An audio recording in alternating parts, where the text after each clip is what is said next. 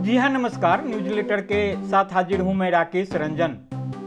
आज बिहार के बारे में सबसे बड़ी खबर बताऊंगा।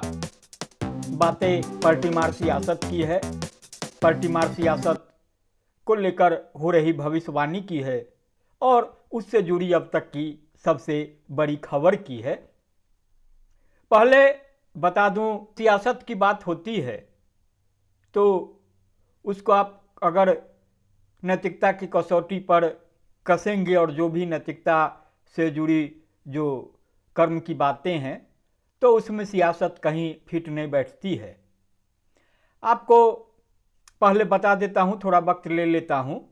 दक्षिण के संत थे तिरुवल्लुवर। उन्होंने रचना की थी तिरुकुरल काव्य की।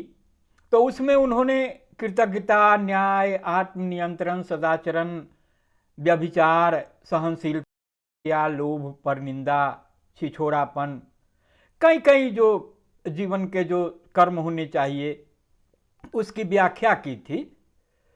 यह व्याख्या राजनीति के लिए, सियासतदानों के लिए मायने नहीं रखती है। राजनीति अपेक्षा जरूर करती है, जो राजनीतिज्ञ हैं अपेक्षा जरूर करते हैं। वह अपेक्षा खुद से नहीं होती है, वह अपेक्षा जनता से होती है।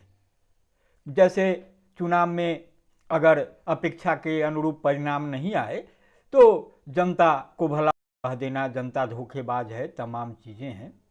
आपने पिछले लोकसभा चुनाव में देखा होगा, जब परिणाम आए थे उत्तर प्रदेश में और जो अयोध्या में राम मंदिर के निर्माण के बाद जो परिणाम आए लोकसभा चुनाव की, और जहां अयोध्या राम मंदिर होता है और जो इलाका है लोकसभा क्षेत्र फैजाबाद से, तो वहां भाजपा के उम्मीदवार हार गए थे। तो वहां के वोटरों को क्या भला बुरा कहा गया था। तो संत तिरुवल्लुवर ने जो छिछोरेपन की परिभाषा दी है उसको जरा जल्दी में सुना देता हूँ। छिछोरी बातों में आनंद लेने वाले से सभी नफरत करते हैं। लोगों की उपस्थिति में छिछोरी बातें करना मित्रों के प्रति अनुचित कर्म है। अनर्गल शब्दों में आनंद लेने का मतलब है आदमी में सत्यनिष्ठा की कमी है। लोगों के बीच थोथे शब्दों का प्रयोग आदमी को न्यायबोध से वंचित कर देता है और उसके गुणों की उदात्तता बिगाड़ देता है।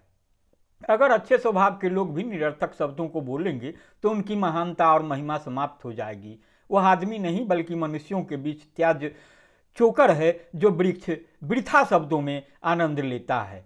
महान लोग भले असत्य बोले, लेकिन बेहतर है कि वे निरर्थक शब्द बोलने से बच के रहें। उदात्त समझदारी वाले लोग सिर्फ उदात्त अर्थ वाले शब्द बोलते हैं। स्वच्छ दिमाग के आदमी भूले भी बकवास भरी बातें नहीं करते। हितकर बातें करो, बकवास से बचकर रहो। तो मैंने बातें कही है, छिछोरीपन की बातें, और उसकी जो परिभाषा बताई है जो संत महोदय ने कही थी, तो आप उसकी कसौटी पर सियासत को देखिए। फिर सियासत जो बिहार की है उस पर आइए, उसको देखिए। जो कुछ हो रहा है उसको इस कसौटी पर कसिए और फिर निष्कर्ष पर पहुंचिए। जो मैं बात कर रहा था बड़ी खबरों की, तो बातें बहुत हो रही थी। नीतीश कुमार पलटी मारेंगे, अब मारेंगे तब मारेंगे, सुबह मारेंगे शाम मारेंगे, शाम हो गई नहीं मारे तो रात बाकी है। चलो, कुछ कहानी में ट्विस्ट आ गया तो थोड़ा इंतजार, पलटी मारेंगे। कोई चूड़ा दही तक पलटी मारने की बात कर रहा है, मतलब मकर संक्रांति के दिन चूड़ा दही की जो परंपरा है खाने की, वह खाने के बाद फिर निर्णय लेंगे और नीतीश जी फिर पलटी मार देंगे। बातें बहुत तरह की है, पलटी मारना आसान भी नहीं होगा। भाजपा ने नकेल कस रखी है, तमाम चीज़ें हैं, राज्यपाल को लाया गया है, फिर उनका हिसाब करेंगे। इस बीच नीतीश कुमार भी बराबर दोहराते रहे हैं कि माना कि वे पलटी मार सियासत के योद्धा हैं, लेकिन अब उनका पलटी मारने का कोई इरादा नहीं है। कई बार दोहरा चुके हैं कि दो बार पलटी मार चुके हैं, अब पलटी नहीं मारेंगे। पलटी मारने के बाद उनको बहुत दिक्कत हो जाती है।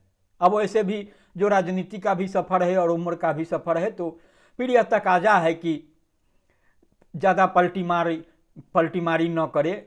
बहुत कुछ हो गया, जो पाना था खोना था, जो तमाम चीज़ें हैं। तो अब है कि एक सम्मानित तरीके से बातें बढ़ानी है, जीवन जीनी है, अरे वो चाहे राजनीतिक जीवन हो या व्यक्तिगत जीवन हो। तो एक बार फिर नीतीश कुमार ने साफ कर दिया है कि वे अब नहीं पलटेंगे, वे कहीं नहीं जाएंगे, 2 बार पलट चुके। यह बात तब उन्होंने कही है जब उनकी चुप्पी को लेकर के सवाल उठाए जा रहे थे और उसमें भी आधार ढूंढे जा रहे थे। कहा जा रहा था कि नीतीश चुप है, इसका मतलब है कि कुछ न कुछ करेंगे और बड़ा करेंगे।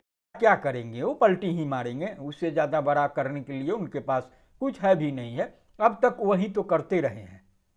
तो पलटी मारेंगे तो भाजपा के खेमे में निराशा पसरेगी, जो कुछ है छीन जाएगा और फिर लालू जी का खेमा आबाद हो जाएगा, वहाँ हरियाली आएगी, फिर सत्ता का आनंद, तमाम चीज़ें, तमाम बातें। लालू जी ने कहा भी था कि छोटे भाई हैं, आइए, दरवाज़ा खुला हुआ है। लेकिन नीतीश कुमार चुप थे। लेकिन आज फिर उन्होंने साफ कर दिया। मैं बार बार कहता रहा हूँ न्यूज़लेटर विद राकेश रंजन के माध्यम से भी कि नीतीश कुमार अब की पलटी नहीं मारेंगे, ये। लेकिन मीडिया है, उसको कुछ खबरें चलानी है, तमाम बातें करनी है, तो बातें हो रही थी। तो नीतीश कुमार ने आज एक बार फिर स्पष्ट कर दिया। कुमार अपनी बातों पर टिके रहेंगे, नहीं टिके रहेंगे। तो मैंने जो ऊपर संत महोदय के हवाले से जो बातें कही थी, तो वहाँ वह जो है प्रासंगिक होगा और भी बातें हैं। तो नीतीश कुमार ने जो इधर उधर नहीं जाने की बातें कही है और यह कहा है कि 2 बार गलती हो गई तो बार बार गलती नहीं करेंगे, तो यह बातें उन्होंने कही गोपालगंज में। आपको पता है कि नीतीश कुमार इन दिनों प्रगति यात्रा निकाल रहे हैं, या चुनावी वर्ष है, तो चुनाव को लेकर के ही जो तमाम जो ताने बाने बुने जाते हैं, सभी पार्टियां बुन रही है। पलटी मार सियासत की जो चर्चा सरगर्म हुई, तो चुनाव को केंद्र में रख कर ही है तमाम बातें हैं। अभी जो बीपीएससी छात्रों का आंदोलन था, जो चल ही रहा है, आज देख लिया कि एग्जाम की मांग हो रही थी, तो एग्जाम की मांग मानी नहीं गई। एक केंद्र की परीक्षा रद्द की गई थी, वह परीक्षा ली गई है और बिहार लोकसभा आयोग है, उसकी ओर से घोषणा कर दी गई है कि इसी महीने में पीटी का रिजल्ट निकाल दिया जाएगा, अप्रैल में जो है मेन एग्जाम होगा, फिर आगे बढ़ेगी। तो भले राजनीति हो रही है, प्रशांत किशोर का धरना अनशन चल रहा है, वो गांधी मैदान में है, छात्रों का एक समूह गर्दनी बाग में है, जो जगह था जहां से आंदोलन की शुरुआत हुई थी। पप्पू यादव की अलग राजनीति हो रही है, तरह तरह की बातें, तरह तरह की। लेकिन अब जो दिख रहा है कि अब जो छात्रों का आंदोलन है उसका कोई मतलब नहीं रह गया है।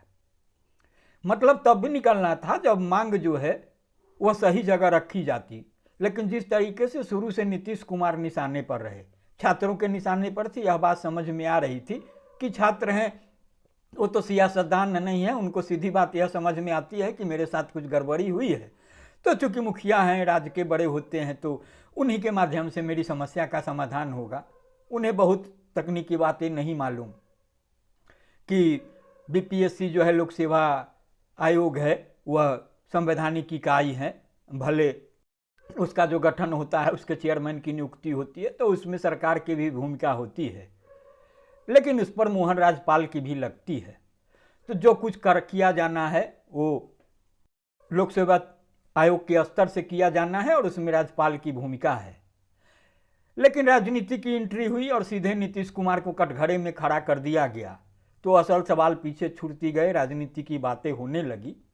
तो नीतीश कुमार ने भी उस मांगों को गंभीरता से नहीं लिया। उसका क्या उनको सकारात्मक परिणाम उनके प्रति होगा, नकारात्मक होगा, तो उनका विषय है, वो जानेंगे। लेकिन चूंकि वो भी राजनीतिज्ञ हैं और उन्हें बखूबी पता है कि उसका क्या असर होना है, और अगर उस गंभीरता से आंदोलन को नहीं ले रहे हैं तो मतलब है कि वह समझ रहे हैं कि उनसे उनको कुछ बहुत नुकसान नहीं होने वाला है।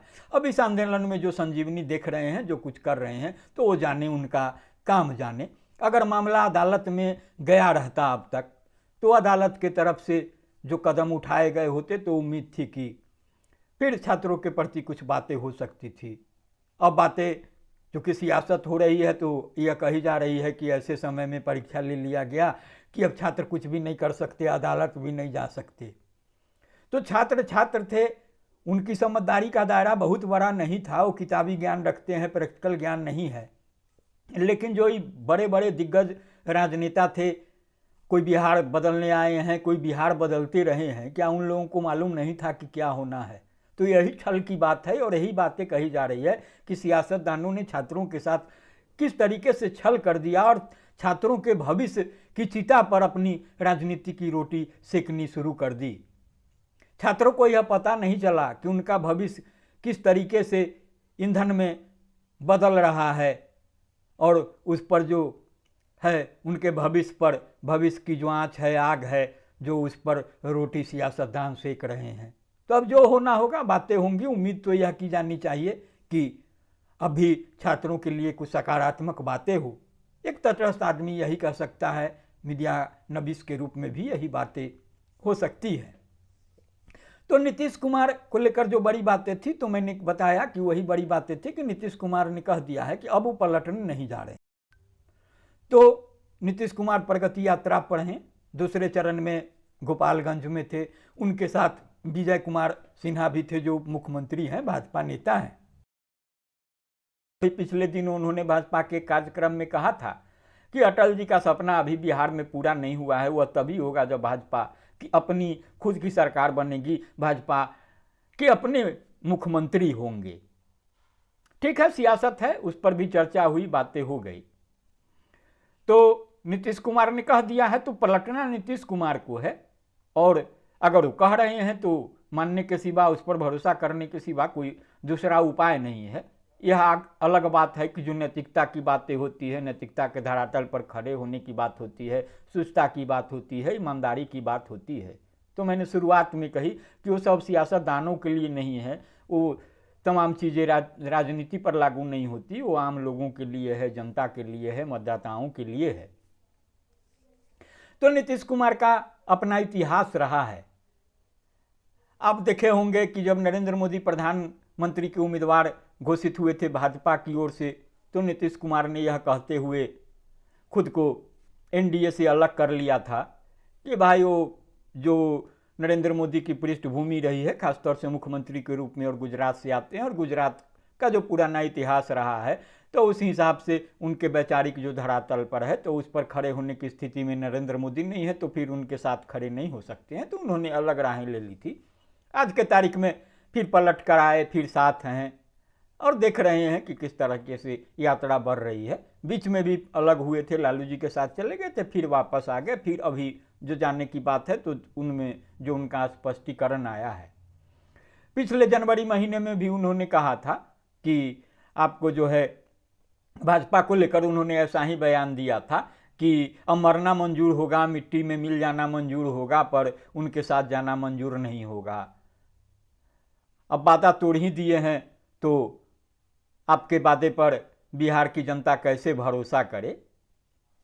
ये बातें नीतीश कुमार के लिए है, जो कह रहे थे कि मिट्टी में मिल जाएंगे, कहीं नहीं जाएंगे, लेकिन फिर वादा तोड़ा था, उन्होंने यह बातें तोड़ी थी। तो सिर्फ नीतीश कुमार ही नहीं तोड़ते हैं, भले उस पर आरोप लगे। यह बातें भाजपा पर भी लागू होती है, यह बातें लालू जी पर भी लागू होती है, तमाम दलों पर भी लागू होती है। क्योंकि नीतीश पलटते हैं तो उनकी सहूलियत होती है, और जहाँ पलट कर जाते हैं उनकी ज़रूरत होती है। मैंने बातें कही कि जिनके साथ रहते हैं वहाँ खुशहाली होती है, वहाँ हरियाली होती है, और जहाँ नहीं रहते हैं वहाँ फिर वही सुखाड़ वाली बात होती है।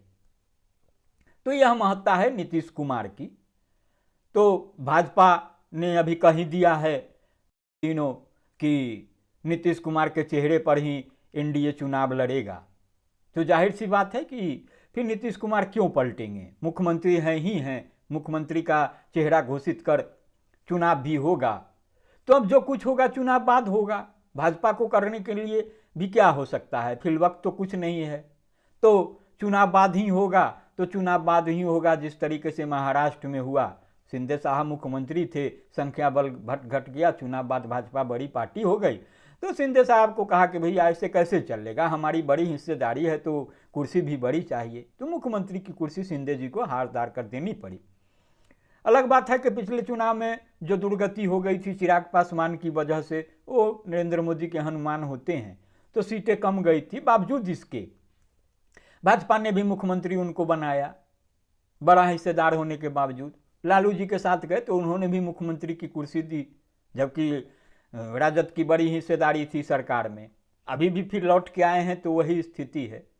लेकिन यह कहा जा रहा है कि अब भाजपा बर्दाश्त नहीं करेगी। अब जो चुनाव बाद होगा और जो सीटों की संख्या होगी उसी आधार पर हिस्सेदारी का भी फैसला होगा और तब भाजपा उनको रास्ता दिखा सकती है। तो यह स्थिति है और ये परेशानी की बात है नीतीश कुमार के लिए। तो नीतीश कुमार भी समझदार हैं राजनीति के, सियासत के। वो भी तो कोई ऐसा नहीं है कि अचानक आके हवा में खड़े हो गए हैं, उनका भी लंबा सफर है। तो वो भी देख रहे होंगे कि किस तरीके से चुनाव बाद निपटना है। फिलहाल स्थिति नियंत्रण में है, अनुकूल है। तो उन्होंने कह दिया है कि अभी हम कहीं नहीं जा रहे हैं, हम दो बार गए थे, गलती कर चुके हैं। अभी हमको बिहार को नया बिहार बनाना है, बेहतर बिहार बनाना है, सुनहरा भविष्य बिहार बनाना है। जो सुशासन की बातें करते हैं वो युवा बिहार कह रहे हैं कि व्यक्ति के बूते करेंगे। अभी अलग बात है कि युवा सड़क पर बैठे हुए हैं, जाड़ा का दिन है, धरना दे रहे हैं, मांग कर रहे हैं, उनकी मांगें नहीं रही है। तो इसी तरह की बातें हैं। तो फिलहाल आप इसे सुनिए, गुनिए और प्रतिक्रिया दीजिएगा, लाइक करिएगा, शेयर करिएगा। जल्द जो ताज़ा खबरें होंगी वह लेकर मैं आपके समक्ष हाजिर होऊंगा। तो नमस्कार।